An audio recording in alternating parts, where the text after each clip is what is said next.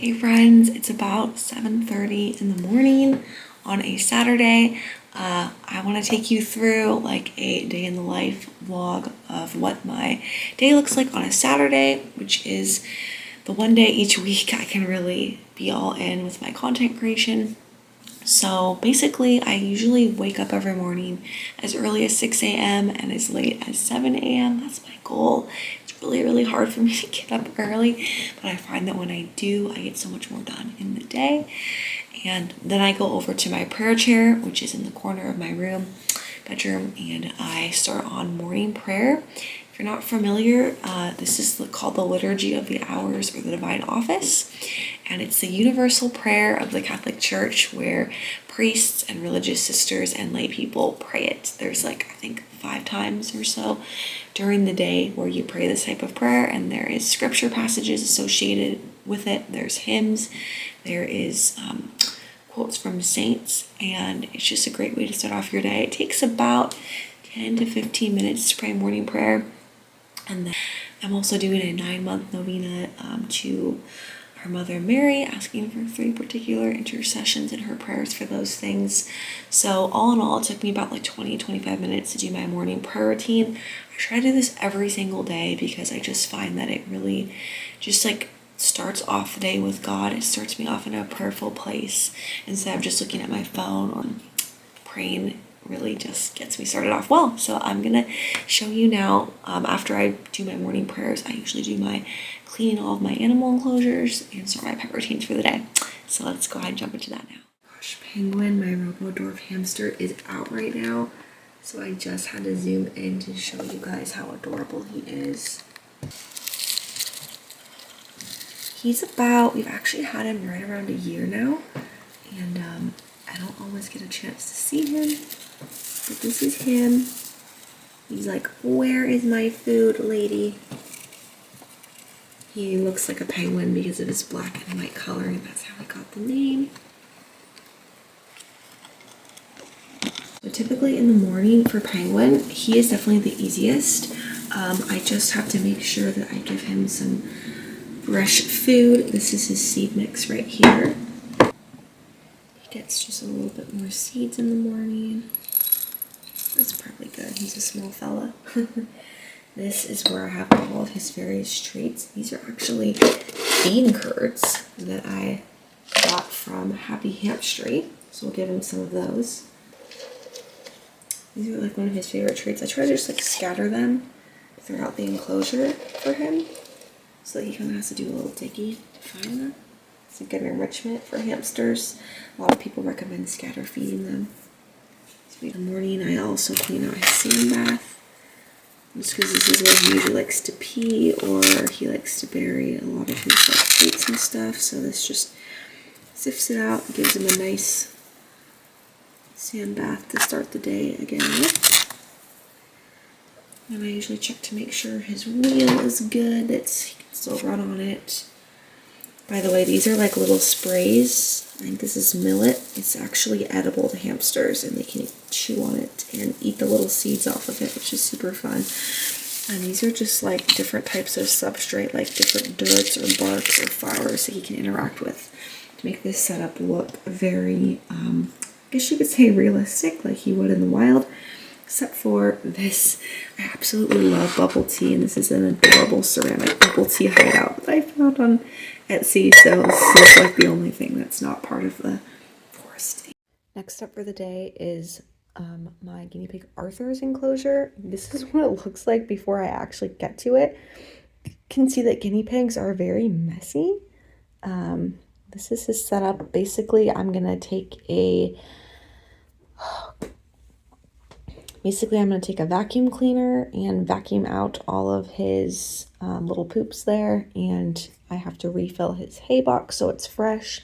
I give him fresh water, and I also give him more pellets, and I give him a little veggie salad in the morning. So let's dive into that.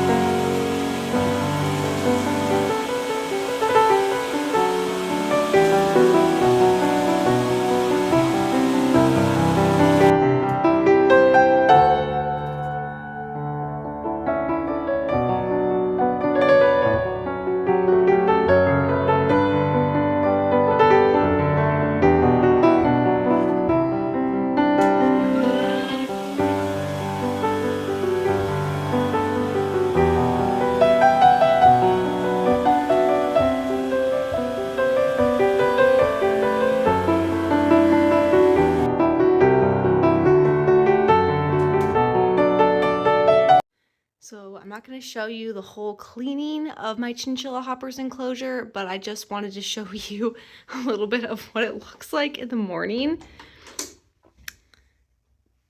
You can see that he has a lot of his toys everywhere. He has a lot of poops that need to be swept up.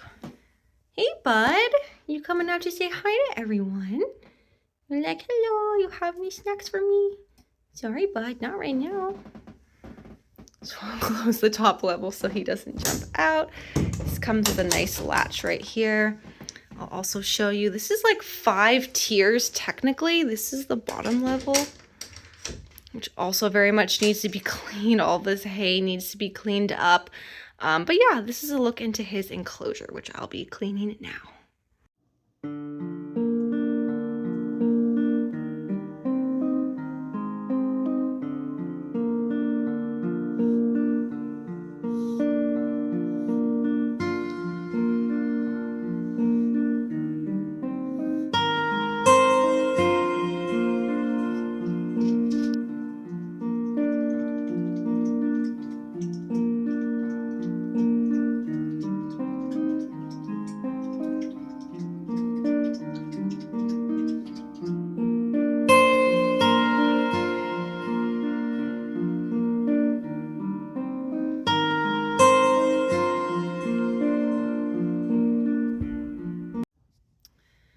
The last part of my pet routine in the morning is to give my pug Leo breakfast and take him out for a walk.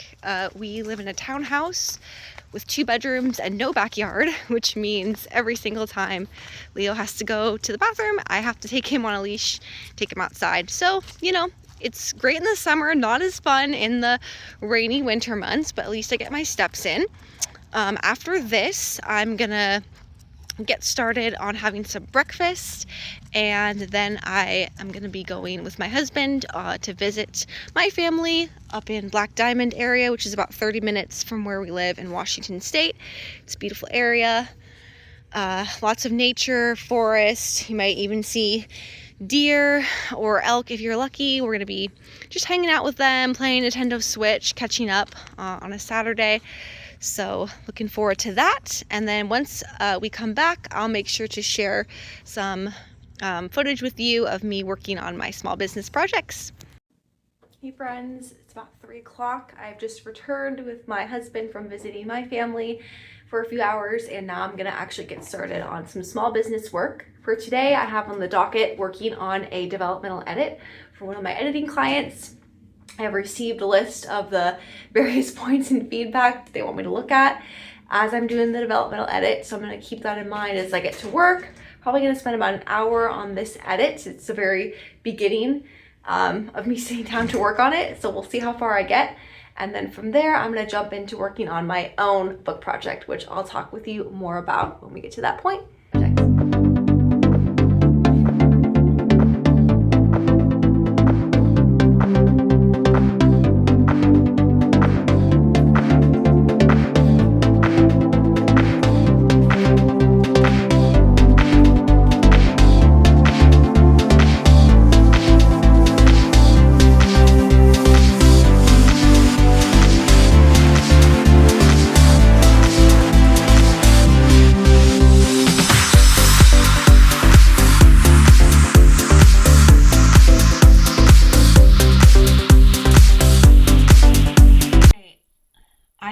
Just finished working for about 45 minutes on the developmental editing project for a client.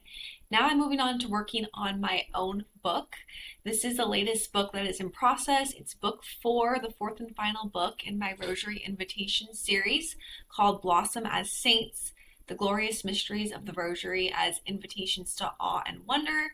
This is the title page, the copyright page, all the other books I've written, table of contents, acknowledgements. At this point, I've already written the first draft of the introduction, giving a background on awe and wonder, how we can blossom better as saints. And then this, what I'm currently working on, this next part, is actually giving examples of various saints in the Catholic tradition and how they have cultivated a sense of awe and wonder in their lives, and some things we can learn from them in our own life. Basically, this book in a nutshell is about, even though our days can seem ordinary and repetitive, how can we still cultivate a sense of wonder in our days? How can we get back to those little things that really can make a big difference? And how can we see God present in those little repetitive things in our life and realize that our world is teeming with God's majesty and wonder if we just have the eyes to see and the willingness to be surprised and transformed by the people and the opportunities and the things we encounter from the moment we wake up to the moment we go to bed. So, and then in cultivating that sense of awe and wonder, how that can help us to really become the best versions of ourselves. How can we strive to become saints, which are just people that live their life for the Lord, using their gifts and talents to glorify Him and help Him to be known in the world. So that's what this section's about. I also have a little 7-part structure on what the book, what you can expect in the book. These are my prayer intention pages, and then I'll move into actually going through each of the 5 glorious mysteries. The first one is the resurrection of Jesus, so I have a Bible story. Then I have a little reflection that I have headers for. These are just like, this is not the actual book. This is actually my very first book in the series. I'm using the same file, manuscript file, and then I'm just gonna gut it and each section and write brand new for this new book. So it is nice because this is a series with the same format in each of the 4 books. Once I wrote the first book, I had the perfect framework that I can easily just go back and write in new information for this book. After the reflection is like a creative, like place yourself in the Bible story, where I write like a creative perspective on that story. Then these are actually going into the rosary recitations, and I have little like meditations after each of the rosary prayers. After each bead of praying the rosary is a little short recitation. Then there's a story from my own life that I use to connect to the mystery, and then I have a little discussion journaling prompt and some suggestions the reader can incorporate in their own life. And then that is the first mystery, and then we move on to the 2nd, 3rd, 4th, and 5th. Then at the very end of the book